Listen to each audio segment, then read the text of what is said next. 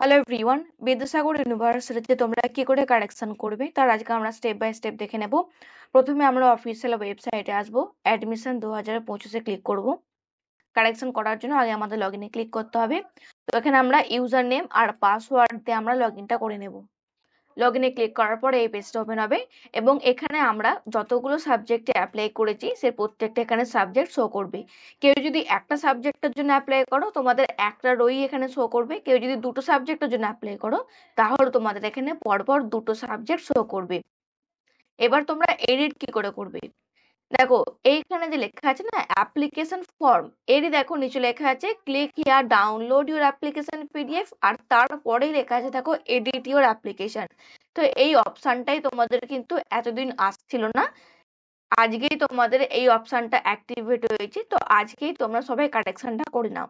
তো edit your অ্যাপ্লিকেশনে click করব। সো এটা আমাদের কনফার্মেশনের নোটিশ, আমরা এবার ওকেতে ক্লিক করব। ওকেতে ক্লিক করা মানে যেমন আমরা আগে ফর্ম ফিল আপ করছিলাম ঠিক সেই পেজটাই কিন্তু ওপেন হয়ে যাবে। এবার আমরা যে জায়গাটা চেঞ্জ করতে চাইছি বা এডিট করতে চাইছি আমরা সেই সেকশনে কিন্তু চলে যাব।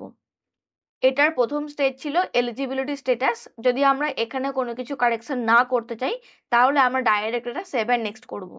এবার অনেকেই দেখবে যখন তোমরা নেক্সটে ক্লিক করছো তোমাদের কাছে কিন্তু একটা ভায়োলেশনের পপ আপ নোটিফিকেশন দিচ্ছে। তো সেটা যাতে না হয় তোমরা কি করবে, এখানে দেখো যখন তোমরা সিলেক্ট করেছিলে mode of last exam past, তোমরা এটা রেগুলার মোড করে রেখেছিলে। তো এটা একবার জাস্ট ডিস্টেন্স মোডে ক্লিক করবে, ক্লিক করার পর আবার তোমরা একবার রেগুলার মোডে অন করবে।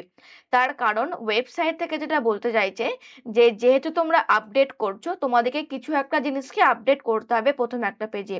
তো রেগুলার মোডে আমি আবার ক্লিক করব, করে আমি আবার নেক্সটে ক্লিক করব, তখন দেখবে অটোমেটিক্যালি কিন্তু আমার আর সেই পপ আপ নোটিফিকেশনের যে ভায়োলেশন যেটা আসছিল সেটা কিন্তু আর আসছে না।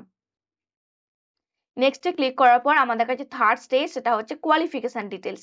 এখানে আমরা উচ্চ মাধ্যমিকের, আমাদের মাধ্যমিকের এবং আমাদের গ্র্যাজুয়েশনের আমরা ডিটেলস দিয়েছিলাম।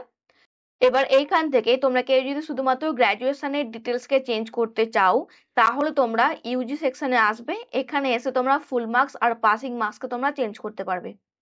নেক্সটে ক্লিক করার পর 4 নম্বর স্টেপ হচ্ছে আপলোড ডকুমেন্ট। তোমরা যদি এখানে আবার কোনো ডকুমেন্টকে আপডেট করতে চাও তাহলে তোমরা সেটা করতে পারবে। আপলোডের সেকশনে ক্লিক করবে, ক্লিক করে তোমরা যে ডকুমেন্টটা দেবে তোমরা সেটা এখানে আপলোড করে দিলে। যদি চেঞ্জ করতে না চাও তাহলে কিছু করার নেই, সোজা নেক্সটে ক্লিক করবে আবার। নেক্সটে ক্লিক করার পর 5 নম্বরের প্রিভিউ সেকশন আমাদের ছিল। এবার আমি দেখে নেব আমি যে ইউজির মার্কসটা চেঞ্জ করলাম সেটা কারেক্ট হয়েছে কিনা।